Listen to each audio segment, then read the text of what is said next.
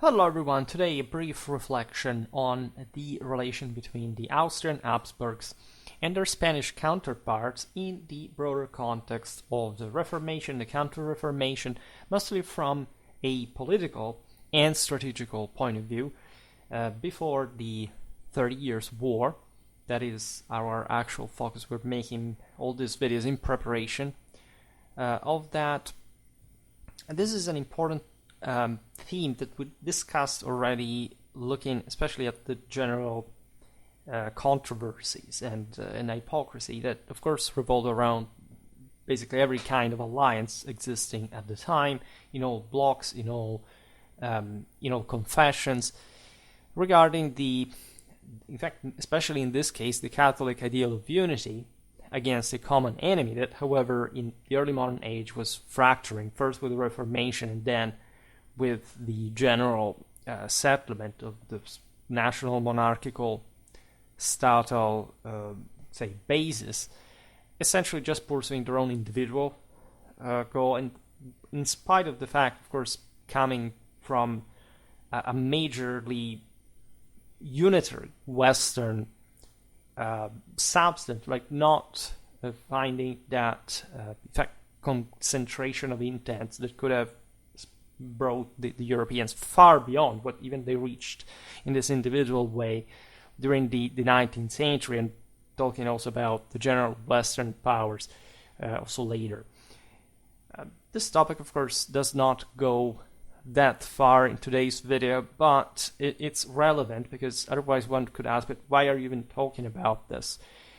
I, on Schwerpunkt, have to properly even address what early modern Europe was from a basic historical manualistic point of view. But the Habsburgs are, of course, not just an important key to understanding that world, but also quite dual one that contains the major paradoxes and victories and defeats that can make you see things in the actually very layered fashion that they really were. A great challenge faced by the Austrian Habsburgs at this point was the necessity of securing their position within the European alliance system. We tend to see the Catholic bloc as something granitic and simply, okay, well, these were the Catholic powers, they were kind of all together, right? It wasn't that simple. Historically, the Habsburgs had thrived on strong ties with both the German princes and the Spanish Habsburgs.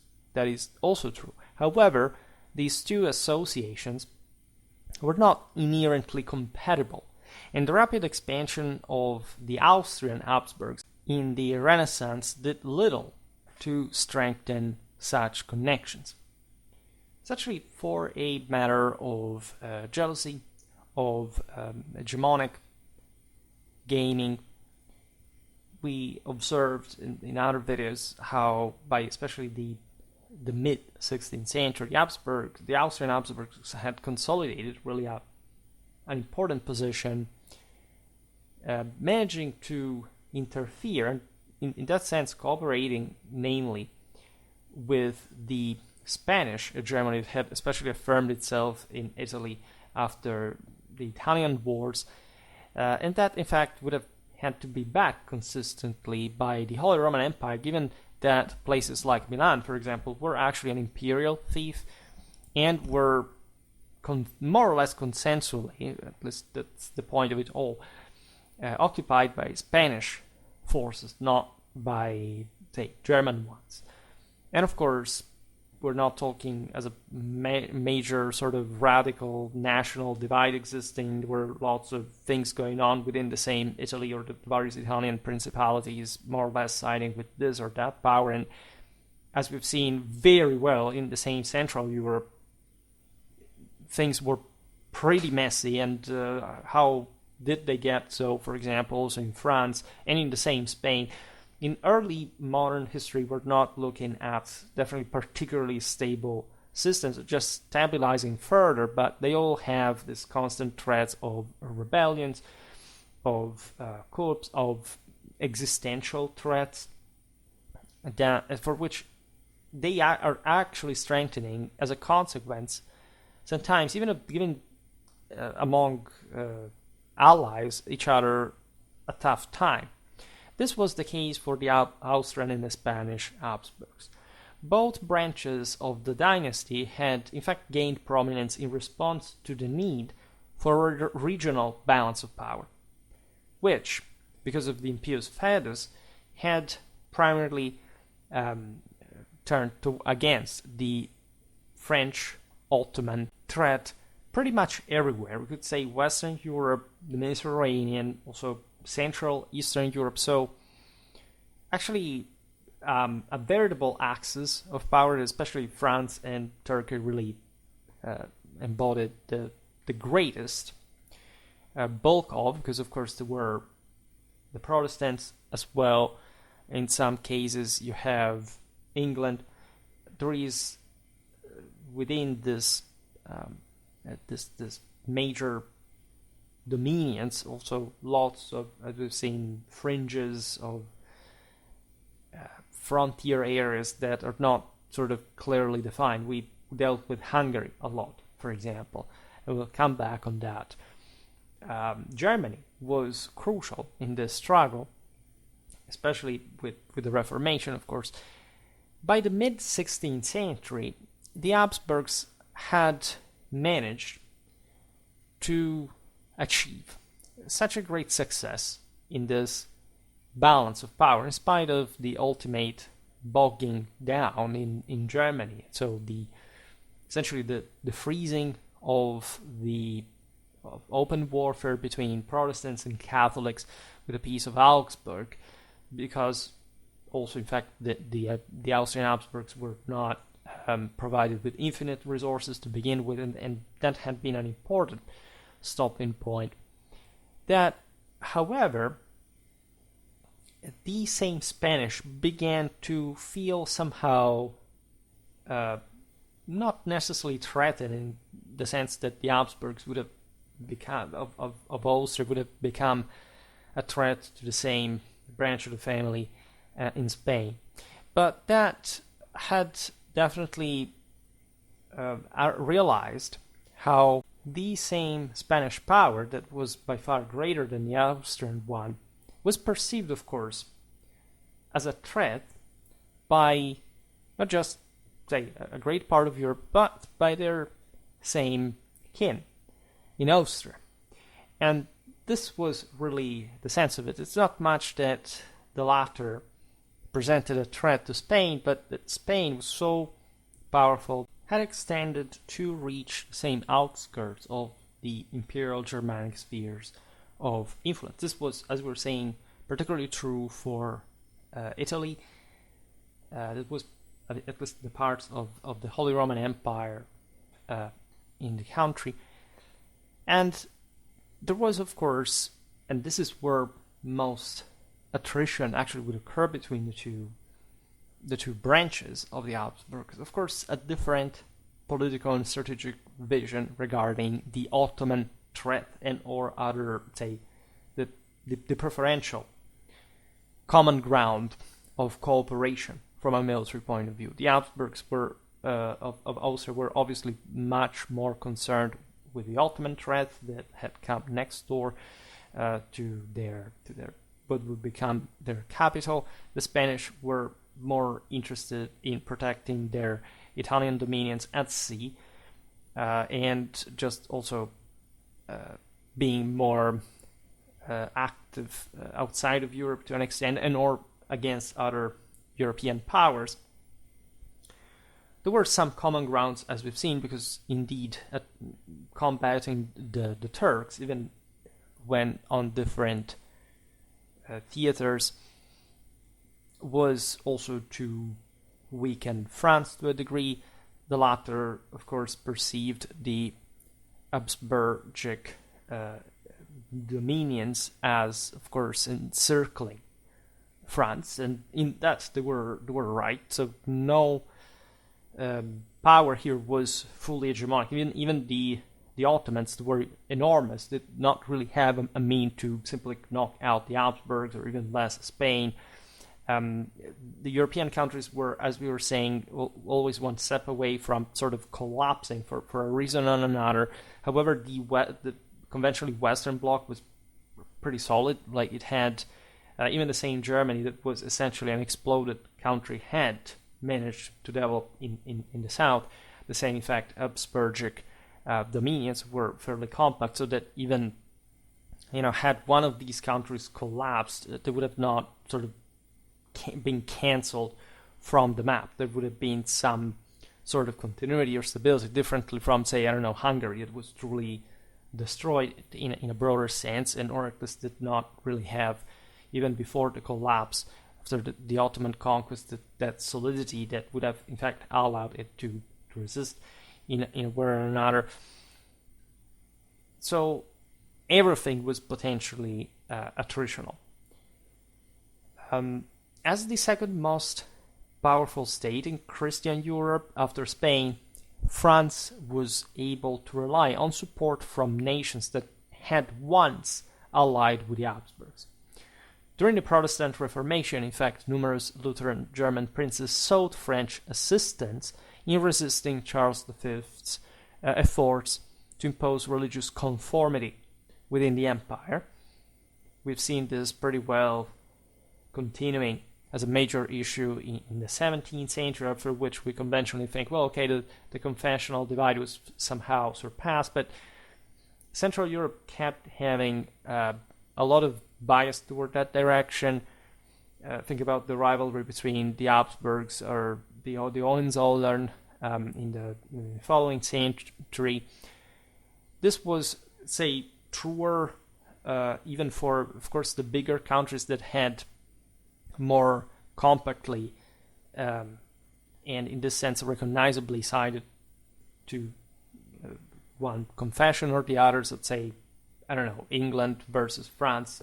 Things were easier in that regard. But Germany was this big, uncontrollable to an extent mess that allowed for the French, in this case, to simply step in and give protection to Protestant powers, even though the French were Catholic. So evidently this confessional discrepancy, we can say, was definitely there before the Treaty of Westphalia, for which we say, that's where, the thing was surpassed, everything became more a matter of state, not of confession. But look at what France was doing in the 16th century. This is not this notion of the pre-Westphalian, the post-Westphalian, is so much a pile of garbage. Let's be extremely honest about this. This is just a lazy excuse for making people approximating and simplifying sort of ever more complex history in the later centuries, and simply pretending that, the important part of history starts just more or less in the mid-17th century. Everything that existed before, it was a mess. Unfortunately, yes, school programs give precedence, understandably, to, say, later history, but you would think in Europe, people have this great understanding of what happened throughout all the centuries back to... No, it's basically just a psychotic obsession and even worse, identification with ancient ethnicities, of which, of course, contemporary people have lost any trace of dignity from their actual ancestors, and literally just knowing vaguely what happened in the last 200, 300 years, because this is also what, not just take pop history or journalism or this still existing conventional references to any historical trace you can hear in the media mostly point to. And that's their horizon, right? And everything that comes as, this scholar said this, it must have been, we must simply repeat it like parrots, because so people will think that we're actually not radically underschooled foretators without any traceable parental background. There was never historically such a thing like an absolute state in which everything is clearly, one actor doing something. Every single state in every time in history and forever will always be a sum of an enormously different, at least in terms of individual and incalculable, really, forces that are compenetrating each other locally, abroad. This is why lesser people feel challenged by this, because if they enter the notion that they just belong to that box, they don't have to use their brains, right? And this is exactly how we send people to die as cannon fodder, which is actually pretty useful. I'm not saying it's a bad thing, but it's at least, something we should separate civic rights from, because at this point I think they're really undeserved by the majority of the population, and I'm not even kidding, telling you the truth. The importance of, in fact, the 16th century, even just as you can simply browse in videos like this, is instead this pretty hardcore political wrestling. It was occurring with an ever greater sort of hatred than it's commonly felt for these times, right? When in that vision of sort of the awareness about just the last couple of hundred of years, the notion is that Europe was sort of Sleeping Beauty at this time, and that there were this kind of strange old-fashioned ideas, but things were not so intense like the totalitarian warfare of the 20th century. Like, it was just different and more fairy tale-like, not grasping that especially the 16th century as such was one of the most traumatically disorienting, terrible, violent, and shocking centuries in the entire history of mankind, right? What happened, especially with the very concept of the Reformation and practically the admission by people like Calvin explicitly that humans have zero value whatsoever. I mean, realize to what you are subscribing here. And the denial, of course, of the imperial Catholic tradition, so the possibility of man to become God, is, of course, a very powerful explanation for the insanely bloody wars that were fought at this time, and disintegration of a system previously held together by universal authorities and now essentially degenerating into minor powers that at some point will have, just like you can see today, need to come back to something more compact, because of course there was nothing worthy in pursuing in just being on one's own, if not after grabbing like the first shot and weakening the entire system, so that at some point you have to become a crybaby, once again wanting an authority saving you, or ending up even worse under it, without much of a place in it, but still maybe at that point a hope to rise through the ranks for particular merit. Now, the eagerness to diminish Spanish influence in Germany was pretty felt, right? It was so pronounced that when a defeated Charles V abdicated in 1556, both Catholic and Lutheran electors insisted on the succession of his younger brother, the Roman King Ferdinand, over Charles' very son, as you know, Philip II of Spain. It is true that at this point Spain had a political and strategical projectional capability that we tend to miss conceptually, because we think, if anything, the problem would have been raising in the Netherlands, right? The rest of the Habsburgs or Germany were another thing, and so it's almost like Spain belonged to a strictly Western European dimension, and a central one would have not been touched by this. This is obviously not true, not just because the Spanish road connected Lombardy with the Netherlands, crossing quite large amounts of the same Germany, and all this, of course, demanded particular expenses and cooperation, same Habsburgs.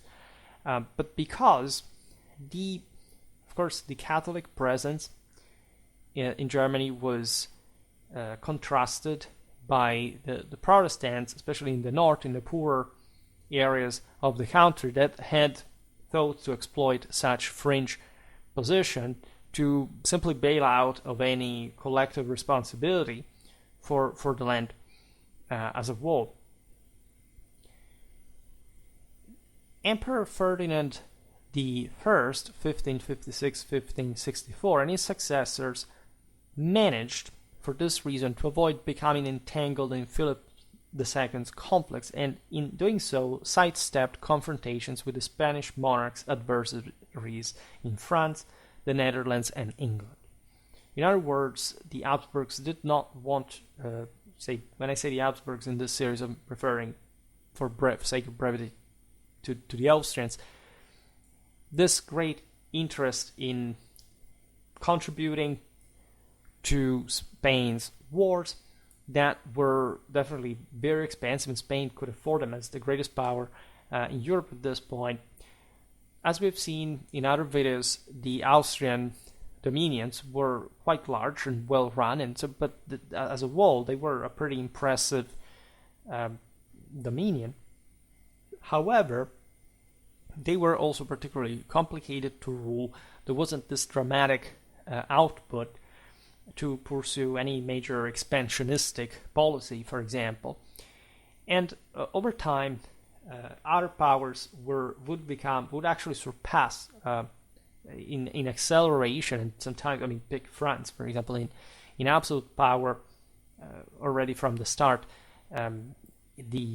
The same Austrians, posing increasing threats that would actually push the Habsburgs in Central Europe towards an ever more isolationistic, sort of self-preserving policy, rather than, in fact, going straight against an enemy. It maybe had its center of power several hundreds or even thousands kilometers away, when there were actually more serious threats in the proximity of this.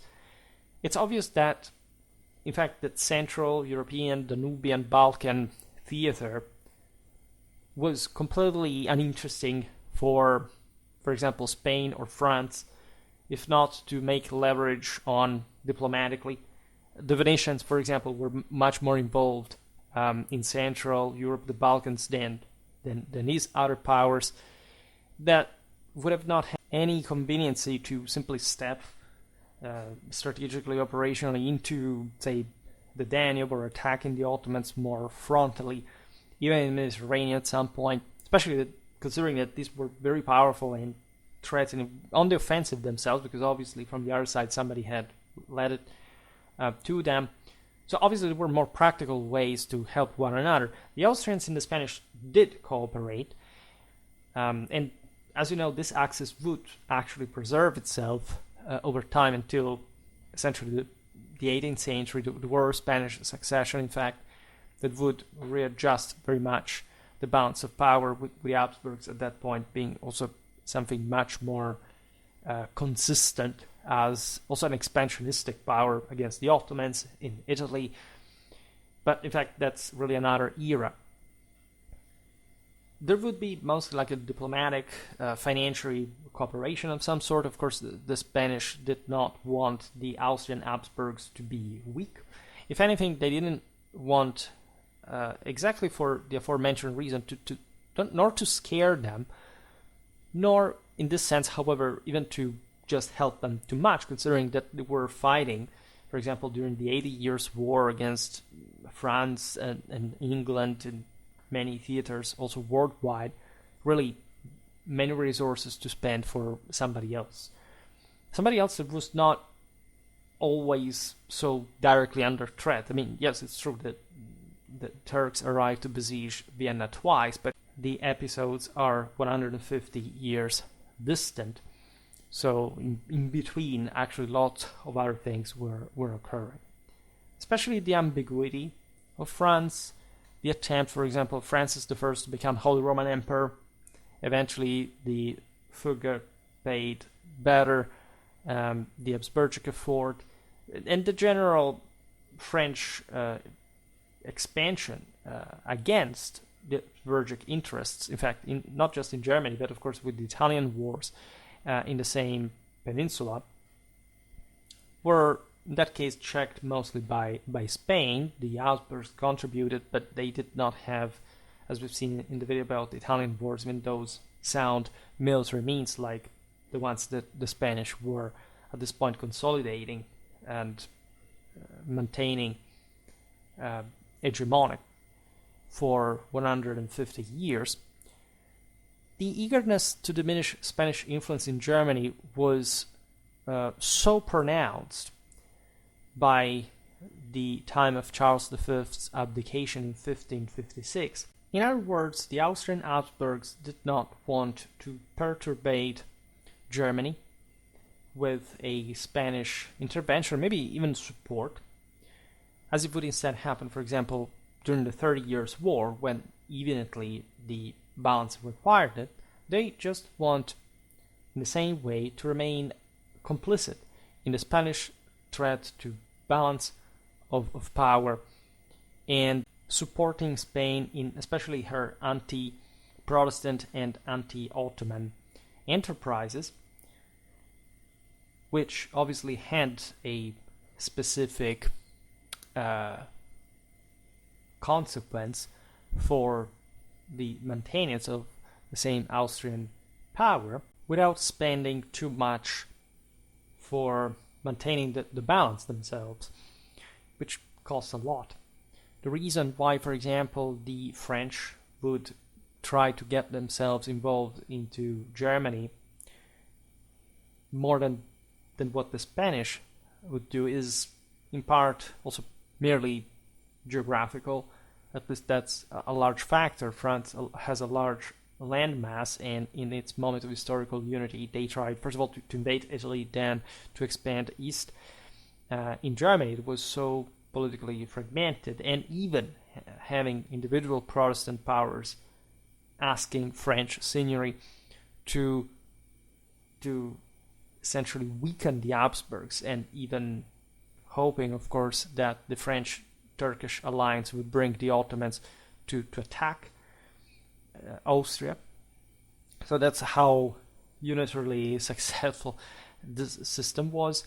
Spain was mostly interested as the major power in Europe to maintain the control in such a powerful hub like Flanders, given that they already controlled Milan, for example, and having many friends in the same Italy. So through that, basically controlling the more developed parts of Europe without being particularly oppressive either. At least the Dutch case was more heated, like the Italian dominion was much more cooperative, because as it was also somehow, in fact, lighter to begin with, and sort of in line with the Italian need, for example, to protect the peninsular coastline, but it is extended to 4,000 kilometers from the Ottoman raids, right? So there were all important reasons. However, don't forget that especially the 80 Years' War, that we again perceive as the Netherlands, was in fact happening in Germany. I mean, the Netherlands belonged to Germany.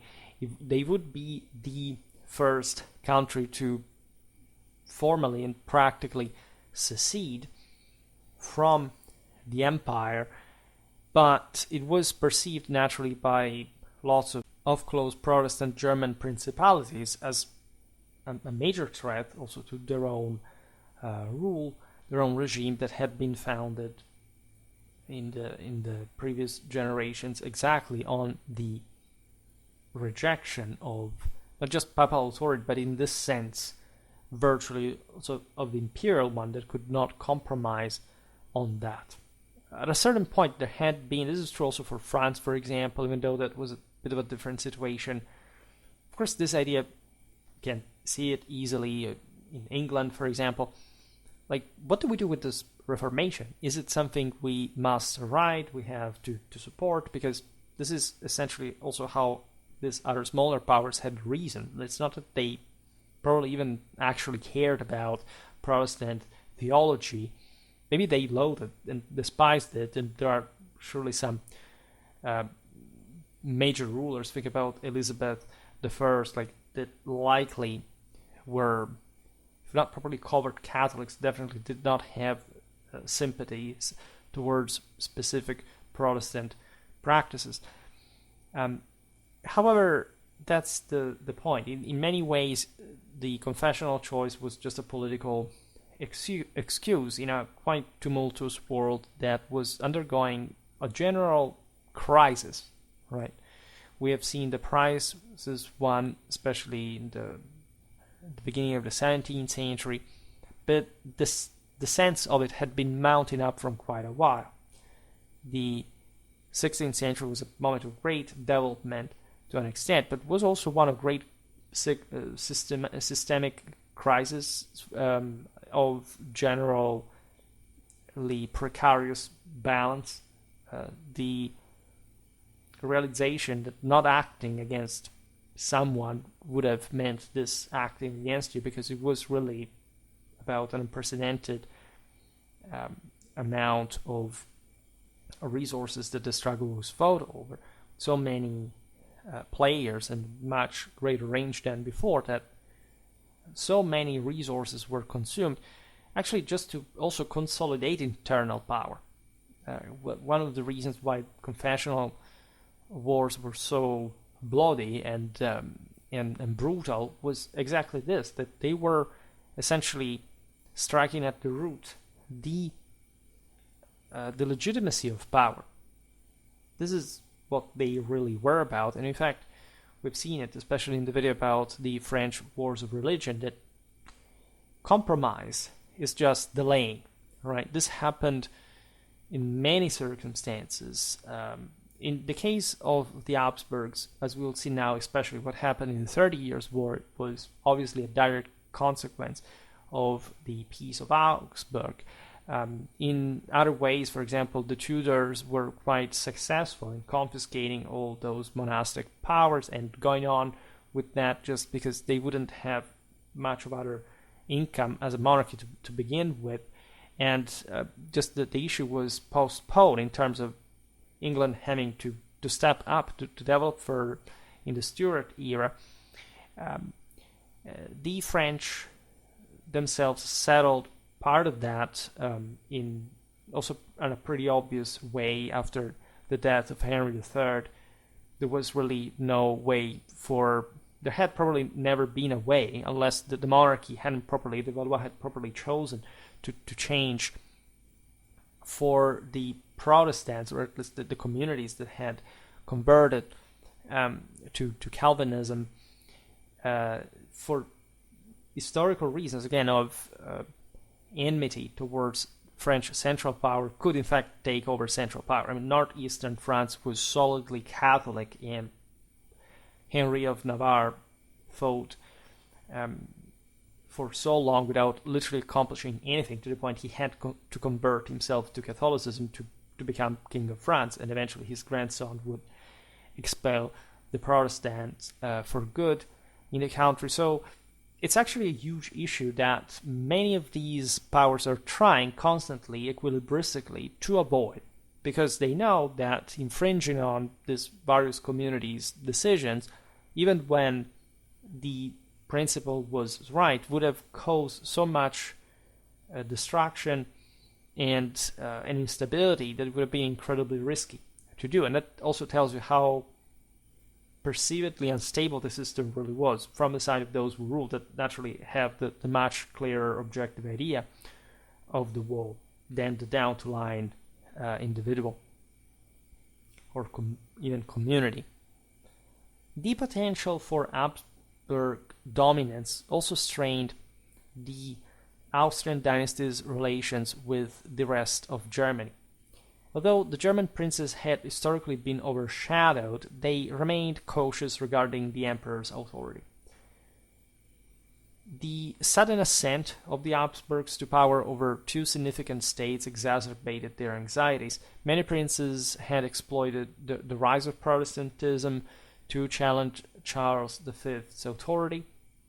His troubled reign underscored the necessity of reaching an agreement with the major Protestant princes to ensure peace within the empire and to secure their support against the Turks.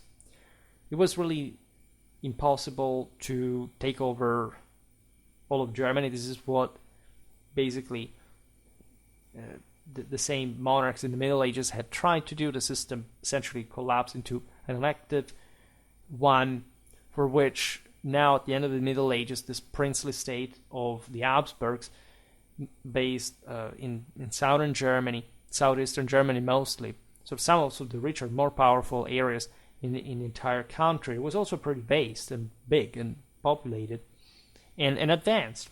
Right? Never forget this. Were not enough to become truly hegemonic. As we've seen in other videos about princely Germany, for example, it was not even about controlling all of Germany. It was important just to secure, for example, this Alpine passes, like what the medieval German kings had dreamt of. Basically, the Habsburgs almost got it, at least at this point. Also, the Spanish controlled part of the Alpine passes, so that's where, you see, there was that unity of intents. The important was not having the French or another power controlling those. Even there, actually, things were more complicated than they seemed. There were attritions between the Austrians and the Venetians. There were the Waldensians in the Western Alps. So there are very interesting scenarios. I even addressed some of them. However, as we were saying before, with following his brother's abdication, Ferdinand I promptly signed the Peace of Augsburg, where in 1555, cuius regio eius religio, which means essentially that for that moment, every German state had to follow, essentially, if this of course worked also internally, the local rulers' confession. So it was, of course, a defeat at the end of the day. The Habsburgs were acknowledging that Protestantism had spread to a great degree in the country. It was, you see, just like in France, this is what was fascinating, also with the rest of Europe, like in general, like the least developed places in at least the Catholic world had turned to Protestantism. Scandinavia, for example, etc. So it was essentially also a fringe phenomenon. That's why the compromise, I mean, mostly northern Germany is Protestant. Yes, things are sort of much more complicated, but because Germany has so many different states within, so there is this greater fluidity. But yeah, you can't sort of do even without northern Germany if you are ruling from Vienna and you are involved in sort of a much bigger game, and especially you have much more threatening enemies. France is also not simply in the condition of invading Germany as a whole and, say, conquering it. So even those insulting interferences within it are sort of, especially after the defeat of France in the Italian wars that were fought, especially at this point, not in Italy, but in Flanders, where the Spanish were taking care of that. Think about great battles like Saint-Quentin. We'll see more of that probably soon. Had settled the matter. You see how it was very convenient for Vienna not to do too much, after all, when there were also much hotter fronts going on, and that where the Catholic alliance was sort of handling itself just with the Spanish wealth and power.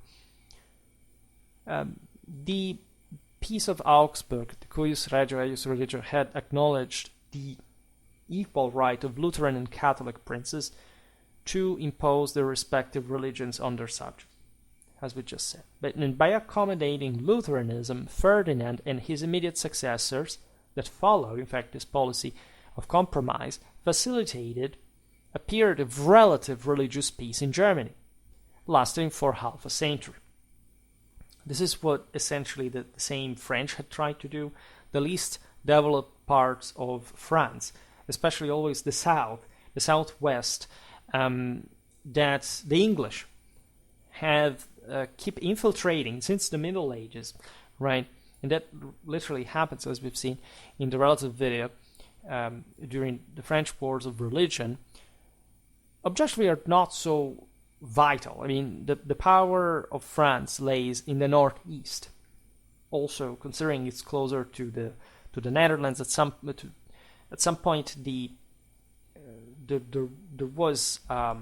were, as you know, several compromises from the side of the Valois with the Calvinists, to the point that, and that's an incredibly French way of thinking, by stopping the war between one another, they were planning a joint invasion of the Netherlands against the Spanish and supporting the pending Vaux, because of course the Valois were supporting the Catholics, then there were Protestants in the Netherlands that, however, the important was kicking Spain out and then eventually ruling over the Netherlands. Then the French confessional struggle would have just been extended to the Netherlands, and then hopefully, like, the one of the two would have succeeded, say the Huguenots, to spread from there together with the Dutch Protestants, like, you know, the Calvinist ideas in France, and the Catholics instead were, of course, trying to do the opposite.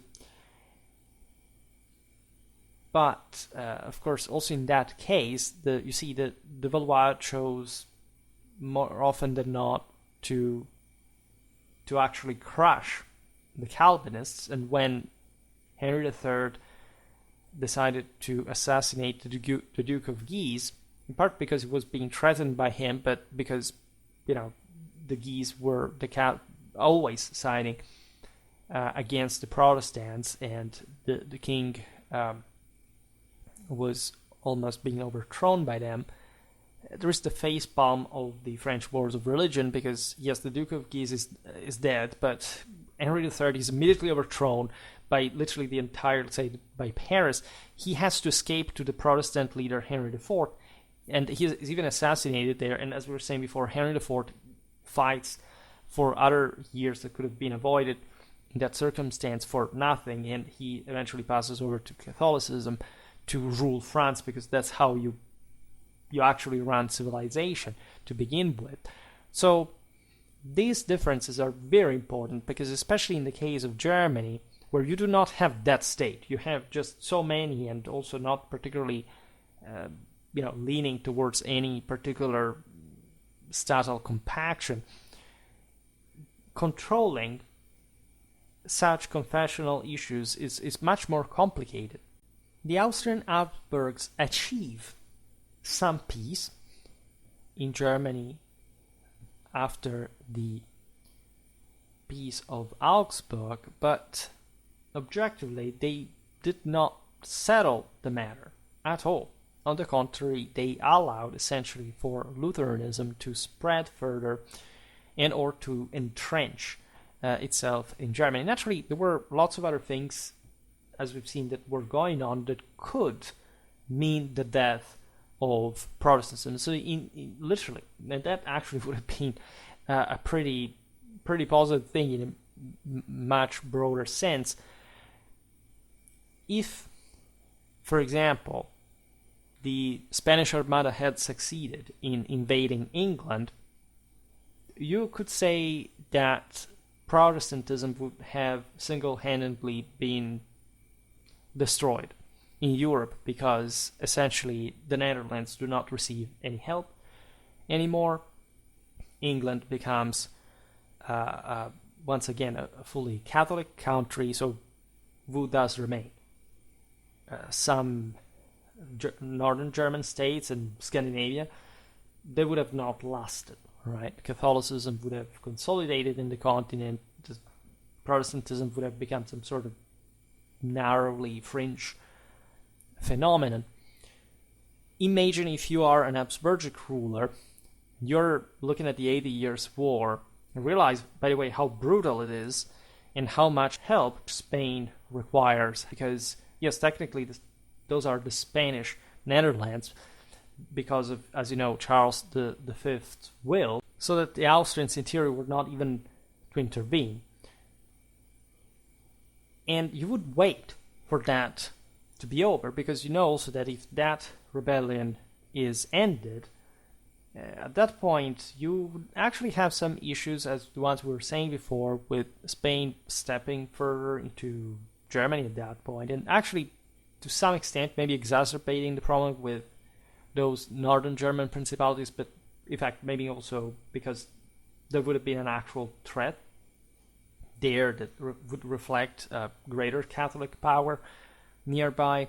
There's all the question, of course, of whether Charles V did well in separating the Spanish Netherlands from the rest of Germany, as far as, in fact, like the Spanish Habsburgic legacy was concerned. There you have to understand the man, the context. It is true that Spain could have, aside from Charles' Burgundian heritage and the general prestige of controlling, in fact, those somehow like thriving and tidy lands, at least for how the Habsburgs had been controlling them from quite a while, from there rather than from Vienna, as a matter of fact. However, and the fact that in fact Vienna could not simply intervene across Germany all the time. There is also the issue connected with the fact that Ferdinand had been raised in Spain, differently from Charles, would have been probably a much better Spanish king. In fact, the Spanish wanted him, not Philip. However, Charles rightly perceived that, of course, Spain and all her dependencies were by far sort of more prestigious inheritance than even the same Holy Roman Imperial title. And the German, the Austrian lands, we will see this in another video, if anything. However, never underestimate, as we were saying before, the unpredictability of it all. Today we know how things went, including, if you look at the 80 Years' War, you realize that it could be won by the Spanish, or it may have not even started, or at least to that degree. Lots of other things could have gone differently, including the Armada, as we were pointing out before. So there is, of course, Protestant progressivism in storytelling that started from those times, and that has generally informed the more conventional or common perspective on the times and places worldwide through the Anglosphere, that, of course, was nourished by that. However, again, the specifics of 16th, 17th century European political power balance are sort of much more complicated. In fact, even in videos like this, I'm really, skirting any kind of more thorough analysis. We're making this just for the sake of context and general orientation. The consequence of the Peace of Augsburg, as we said, is essentially 50 years of peace, but by the beginning of the 17th century, all the knots came once again to the surface, as tensions between the two confessions once again threatened to erupt into open war. Disputes arose concerning the status of several imperial prince-bishoprics that had been declared Catholic by the Peace of Augsburg as individual principalities of the empire, but had since converted to Lutheranism.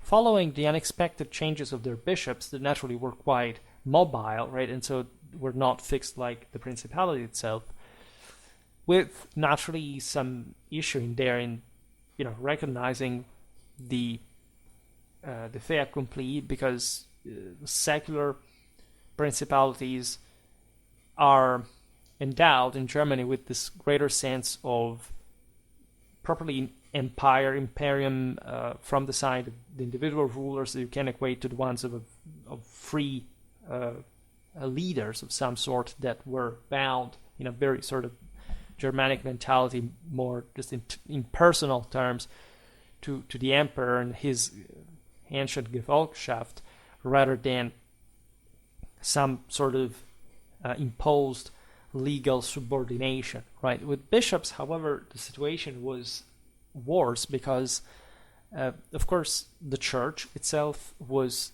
what the confessional struggle had been fought over, and since, of course, every time a bishop died and or was removed, depending on the situation, a new one would come, and of course there were many of these scattered all across Germany, and therefore a great unpredictability also in this case regarding the kind of political backing they would receive. You would have major ecclesiastical assets shifting in the hands of Lutheran princes, and the emperor not knowing how to deal with this, because a war basically only would have settled the matter. Of course, the papacy was not happy at all. At this point, the Habsburgs had fully secured positive relations with the papacy. They would always be strong allies and mutual supporters. But again, what, right? That's why the 30 Years' War was fought in hindsight as well. By the way, the same problem within Germany persisted within several imperial cities. The Freie Reichsstädte were established institutionally to have this very straightforward bond between the emperor and these communes, that now, however, in some cases passing over to Protestantism, were weaponizing the same rights of, in fact, freedom of independence, so being treated a bit as those knights, ideally, that the emperor has just to convince out of his own imperium to side them rather than imposing himself on them, to say, well, look, you as an emperor even can't just infringe upon those rights. Consider that had been a big deal of communal leagues that we also documented in other videos, especially about late medieval Germany. I mean, the same Habsburgs had to cope with the Swiss cantons to begin with. There was a similar thing. There was the Swabian League, there was the Rhineland League, there were others, and the same, for example, Peasants' War or other rebellions, the wars of the League of Schmalkald and so on, had really been founded in a German mentality, in German context, in that notion of historical autonomy within the imperial feudal system, right? In part, they are the tail strike of the late medieval peasant revolts, because Germany arrives a bit later to that moment of crisis, in part because, in fact, the local authority had not been so oppressive, so strong, even during the Ancien regime. So it's difficult to simply impose this in a Central European landscape. As you know, as we've made a video about them, the Landsknechten had been created by Maximilian to have properly an imperial army that worked, however, mostly as an estate of soldiers. That was also for economical reasons declining at this point. The Habsburgs started to pay for, in fact, having allowed so much space to the Protestants, in as much as there wasn't, like in other countries, that central power could simply pay for a tendentially permanent army, at least something that would have a core of that, to the extent of asserting that regional control, especially within the same Germany. Other countries are definitely consolidating in a way that we observed being much more advanced than anything the Habsburgs had attempted to do at this point in their lands. So they actually paid for that. They were a very large power, but without that iron fist and the resources in order just to exercise it, they were lagging behind, and having allowed the Protestants such rights in the country had just brought to the entrenchment of the same, complicating things even further. Traditionally wise, this is a very important concept. If you let something go and you let others get away with it, losing what was yours first after such impositions, you will pay for that later. Or if you don't insist at the beginning, where things are in theory easier to solve, also later will be much more complicated. Actually, part of this crisis was being felt as we were looking at in the previous video on, say, the pre-30 Years' War Habsburg situation. All the country, economically speaking, it's not that being a Protestant principality in northern Germany makes you particularly florid, prosper, and statally oriented. These powers also, if seen from a military point of view, were pretty backwards. Like they still focused essentially in a medieval form of military organization, whereas the same Habsburg, of course, were much better placed at the beginning of the war in terms of armies, organization, manpower. And indeed, in the first phase of the 30 Years' War, the conquest of Germany was accomplished. Right, Protestantism had lost before the Swedish arrived. Basically, the tides wouldn't be turned. The Habsburgs also failed, thus, to anticipate the subsequent adoption of Calvinism, so the most pernicious form of Protestantism by various German princes. This Calvinism, of course, introduced a more militant strain of Protestantism into princely politics. We have seen how, paradoxically, it was exactly the nobility that would adopt the more radical ideology for giving, in fact, this better defined anti-Catholic direction to their efforts, given that they had bet on that. For example, we've seen how in France, the majority of French Protestants was actually just Lutheran, right? And it was paradoxically the very higher nobility that would intensify Calvinism in the country to be more punching and more sort of recognizably intransigent towards the Catholic faith. So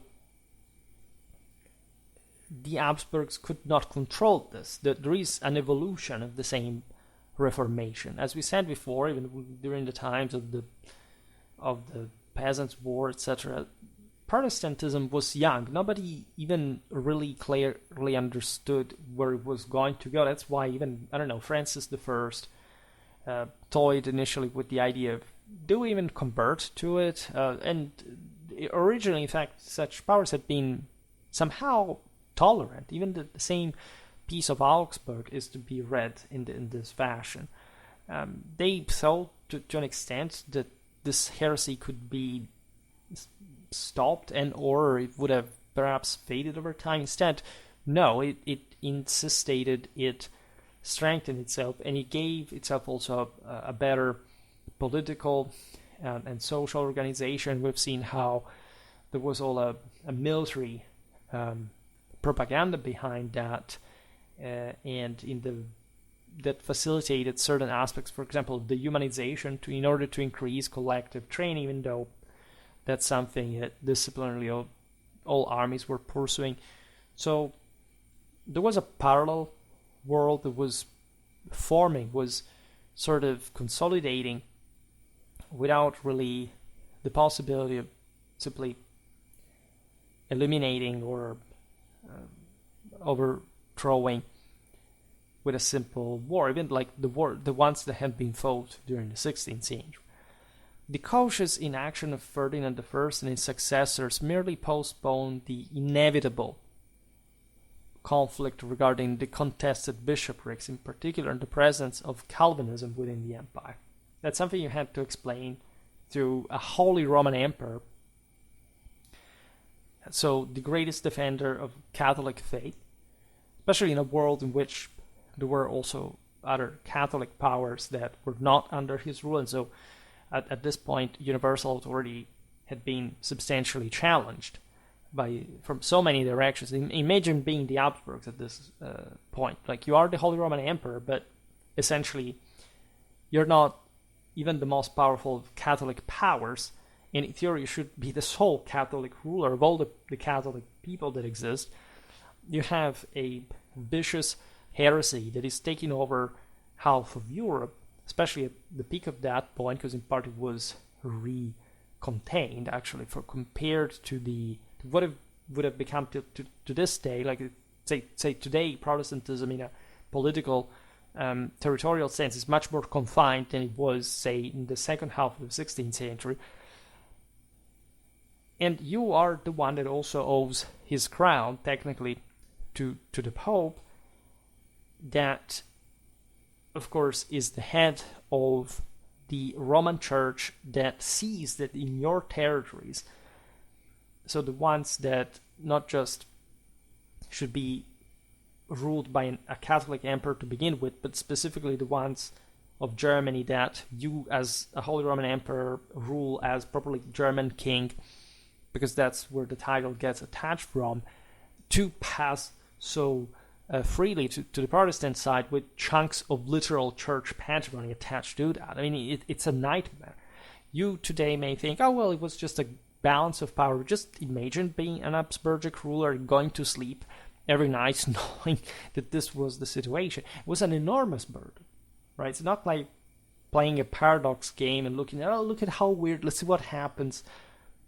It is conflicting with your own same sense of, for example, salvation. But where's that happening if this is the situation in which the Catholic world verses into?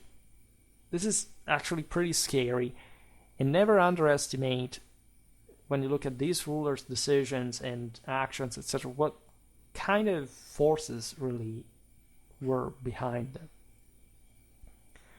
For the emperor to act would only reignite the Catholic-Protestant conflict, that's true. At the same time, heightening fears that Habsburg authority might be used to eliminate Protestantism altogether, jeopardizing the same German princely liberties. So, using the Iron Fist would have possibly even, in fact, expanded Protestantism when it was used politically just to be an anti-imperial authority, because that's essentially what that actually was. It wasn't, again, because the average person understood much theological issues to begin with, nor the same rulers cared too much about them. If you really read Calvin, as we were saying before, it says things that go against any kind of reason to begin with, but hey, you can't clothe everything with whatever you want if you really have another reason. That was the actual reason. Now, Protestant apprehensions surged dramatically in this context in 1607, when the emperor intervened on behalf of the Catholic minority in the imperial city of Donauwörth. This was not really even just such a huge deal, except it exemplifies how it could be made out of it.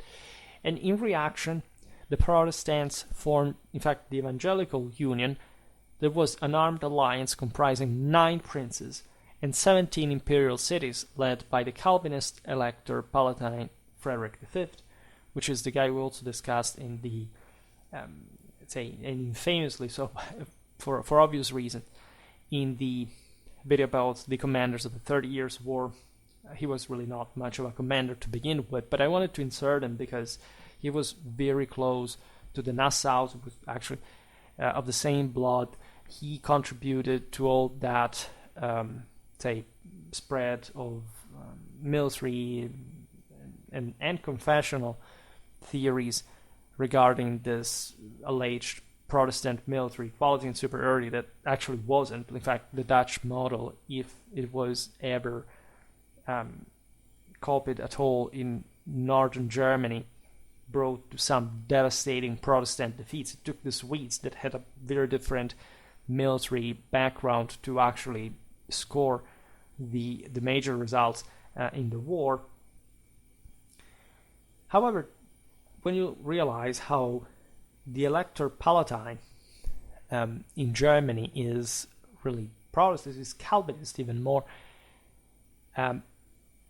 you have an idea of how vast the power behind such confessional sides really was. This, in a country like Germany, really meant mostly fighting against the imperial infringement of local subjects' autonomies, a language, in fact, much better understood by sort of the average person in this context. That, in fact, probably made also the confessional issue much more secondary than it actually seems to begin with, because again, confessional clashes had a different meaning, different countries. Mostly they were attached to particular estates, to particular interests. They weren't so homogeneously felt, right? The world must have seemed like a mess because of this, but what most people wanted was simply to be left alone, because they did not see the point of even what could a more powerful state achieve, which, in hindsight is exactly the point. Like, those who failed at this point failed eventually, largely for the rest of their history. The chance was there, and strengthening a power required, of course, being much more cohesive, also from an ideological point of view. Again, Central Europe is not Western Europe. This is incredibly important to understand. We conventionally think mostly like Westerners, but Mitteleuropa was much more alive in a true sense. Some countries like Germany today are much more Americanized, for example, in culture, because in part, aside from, of course, especially because of what happened in the 20th century, the two world wars, sort of brutally pushed people to the other side in such a violent way that there was a traumatic response to almost the denial or the dissonance in understanding what the world before totalitarianism actually was in Central Europe. And it was a completely different culture than essentially most people conventionally think of or know of in the West. And that's why you can't read the 30 Years' War through a contemporary lens. You have to understand, for these people, what this all meant for the time's standards, not for our own, right? And also not sort of rationalizing too much or having such a clear-cut vision of the wall, but understanding even how complicated it was to understand exactly where things would go at the time. As we were saying before, things were sort of acceptable, like at the time of Augsburg, when, after all, Protestantism was still relatively fringe or spreading in a relatively controllable way. At this point, there were instead ample reasons to be more concerned, because with the conversion of the lay electors of the Palatinate, Saxony and Brandenburg, the Protestants were just one vote shy of controlling the next imperial election. Do you understand what that means? It's like, if you are from the Catholic side, and especially if you are in Habsburg, and of course you're not going to go anywhere, and that means that essentially it would be an emperor that is contesting your century-old de facto God-given right to rule, right? And threatening specifically your own political and territorial dominion that you have also so difficultly put together, there's going to be war anyway, right? So in response to the Evangelical Union, a rival Catholic league was established, notoriously by Friedrichs Wittelsbach Kausen, the influential Duke Maximilian of Bavaria, comprising 20 princes. And both alliances maintained close ties with foreign powers and needed only a justifiable pretext to plunge into a religious civil war. And this is essentially, of course, what is going to happen in a decade. And the role of external powers is crucial here because the world is getting smaller in many ways. We've seen it in the other video about the Habsburg, the general price crisis that Germany is suffering.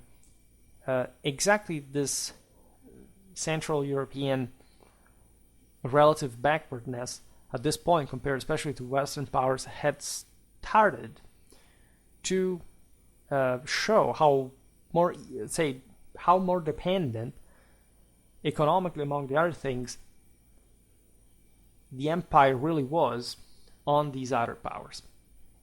We've said it before, the Habsburgs of Austria themselves were quite disturbed by the level of Spanish power.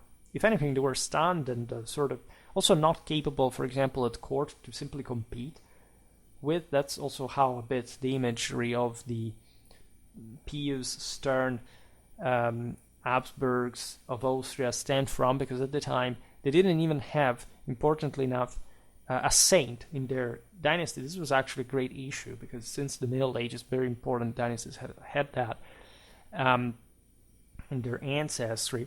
And so having also less money, they had to run the court in a bit of an more economical way that they styled in terms of etiquette, etc.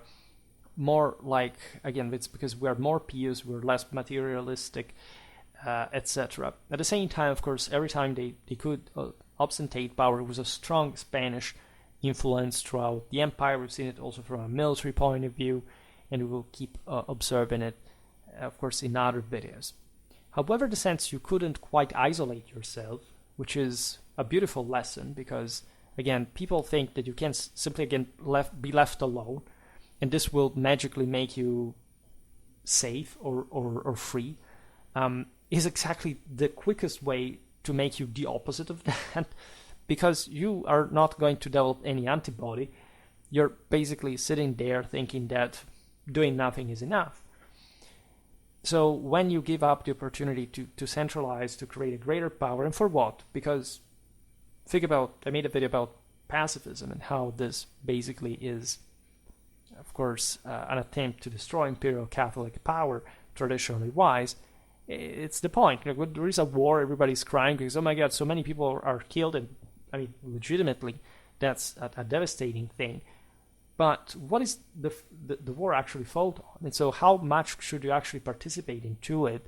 If anything, needing to take a side, if you can't come to influence the outcome of something that normally can be, you have to understand, like, who's your enemy, who's your friend, conventionally. You know? So imagine all the wars of religion in Germany in the 16th century that I really want to cover at some point, because they're really, really interesting and somewhat appreciated in a military historical sense, and thinking, okay, that's bad, we should stop because we're tired, so many people died. But yes, what did you accomplish with that? Did you actually solve the problem? No, you just postponed that. So it's not that we should start killing everyone like maniacs, it's just that we should understand that what, as I said before, what you let go at one point is not going to come back. If you let go, if you leave the initiative to the enemy is going to capitalize on it, and you're not going to land in a better place because of that.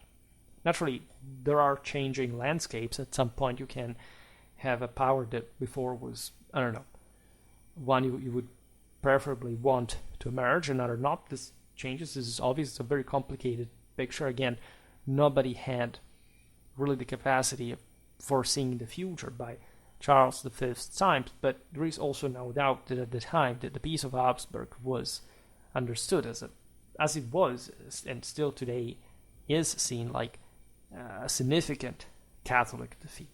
It's just like the 30 Years' War. It's like say, you see, I made a video years ago that explains the relative character of victory and defeat. Most people assume that it's a mutually reciprocal, indirectly proportional thing. Like one guy loses, so the other wins. No, right? There are some wars in which nobody wins. There are some wars in which somebody, say, wins militarily, but basically loses still the whole thing. Victory and defeat are relative. If you look at the Peace of Augsburg as the one of Westphalia, of course you see that the Habsburg were still there, and actually they were destined to keep growing in power later on. But of course, their ambition as far as controlling Germany and finally bringing the country to the level of political, institutional, military development of Western countries was thwarted. And it wouldn't simply come back. In fact, actually, Germany proper, within its confines, wouldn't be a power until it was unified by powers that were German, but that had developed mostly outside of Germany. It's a big deal. It shares, sort of informs people's minds, culture, etc. And that's what, as I was saying before, is actually the most underrated aspect of the whole situation. The fact that we stopped calculating things in a context, in a perspective, without making, in fact, any kind of relativism, which nobody needs in this, right? Political, military, social analysis, etc., are based on this, or not based on your preferences, or not based on, let's say, just the perspective of a given moment. They must take everything into consideration, because this changed the world in the process. And so, not just you can't learn, of course, what repercussions this all had later to understand in hindsight where sort of things were going, but as I was saying before, you must understand why these things were done the way they were at the time. If you don't understand how important Catholic unity was in the mindset of a 16th century ruler, by universal legacy and political legitimacy, you can't understand why this whole thing was going on. Right? This is also very much a theological issue, one encompassing the entire history of mankind in a very metaphysical sense. So you must forcefully have this kind of approach when you're trying even just to make sense of it all. This is not just like studying in school from a first year university manual. This is just for knowing the essentials. I make videos that are aimed at this critical reading narrative that one must learn how to sharpen. You understand, for example, that this video was very, aside from unscripted and whatever, very much, let's say, general. There are other videos, for example, the one on the price crisis, on, say, the economy of the Habsburg dominion. It was much more sort of researched and to the point in terms of, especially every land of the empire, what kind of production it had, etc. Here, we looked at sort of the broader picture, straddling essentially 1 century of history, but trying to get the essentials. For those that, if anything, have never heard of the story to begin with, that are interested in the time and not just the sort of few info that you can find on those aforementioned manuals, let's say, or on Wikipedia, just to be extremely concrete. We will naturally enter soon at this point, as you realize, into the landscape of the 30 Years' War. We have to actually look a bit more and a bit better at the strictly military, and especially also the religious side of the story. Actually, we need to focus a bit more on this confessional side, because without that you can't fully understand how eventually they went to war. But just know that we're going to look at Habsburgic history to an important degree of detail, and so we are, of course, pretty eager to do so, given the beauty of the context. For today, however, I stop it here. I just hope that you enjoyed this video. If you did, please share it. Otherwise, leave a like or subscribe to my channel if you're interested in my upcoming content. As always, I thank you heartily for listening to me. I wish you a nice time and see you next time.